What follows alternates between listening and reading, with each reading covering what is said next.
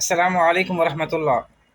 اس کائنات کا سب سے بدترین انسان، بدقسمت انسان، بدبخت انسان کون ہے؟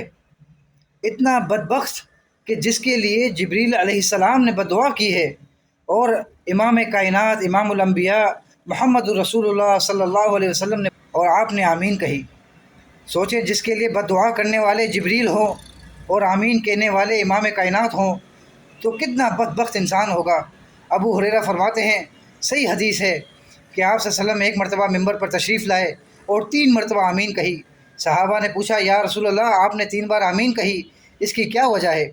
تو آپ صلی اللہ علیہ وسلم نے فرمایا، جب ممبر کی پہلی سیڑھی چڑھی تو جبریل آئے اور انہوں نے کہا، ہلاک ہو جائے وہ شخص جو رمضان کو حاصل کرتا ہے، رمضان کے مہینے کو پاتا ہے اور اللہ سے اپنے گناہوں کی بخشش نہیں کرواتا، اللہ کی رحمت سے دور ہو جائے وہ شخص۔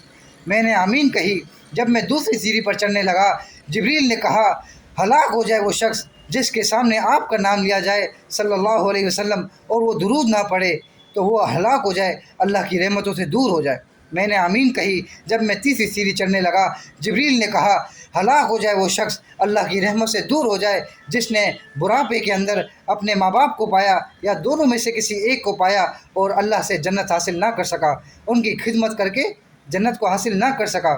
سوچیں کتنی سخت وعید ہے کہ رمضان کا مہینہ حاصل کرنے کے بعد بھی اگر اپنے گناہوں کو بخشوا نہ سکا، وہ اللہ کی رحمت سے دور ہو جائے، وہ ہلاک ہو جائے۔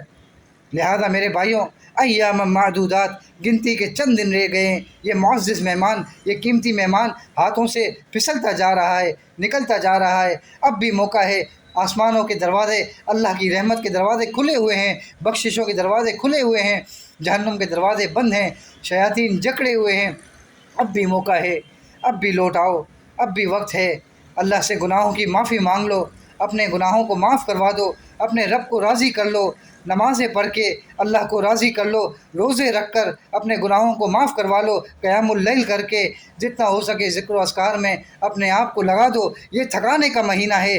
سال کے 12 مہینوں کے اندر جس میں نیکی کرنا ڈبل ہو، جس میں اعمال کرنا ڈبل ہو، جس کے اندر اتنی برکات ہوں، اتنے فضائل ہوں، جس مہینے میں ہر روز جہنم سے آزادی ہو، یہ صرف واحد مہینہ ہے، ہاتھوں سے نکلتا جا رہا ہے۔ میرا کام آپ کو آگاہ کرنا ہے، اپنی اصلاح کر لو، اپنے گناہوں کو بخشوا لو۔ اللہ تعالیٰ سے دعا ہے، اللہ تعالیٰ ہمیں رمضان المبارک کے اس عظیم مہینے کے اندر گناہوں کو بخشوانے کی، اللہ کو راضی کرنے کی توفیق عطا فرمائے۔ اللہ تو ہم سے راضی ہو جا اور ہمارے گناہوں کو معاف کر دے، اور اللہ ہمیں ان بدبخت لوگوں میں سے شامل نہیں کرنا جن کے لیے بد دعا کی ہے جبریل نے۔ السلام علیکم ورحمۃ اللہ وبرکاتہ۔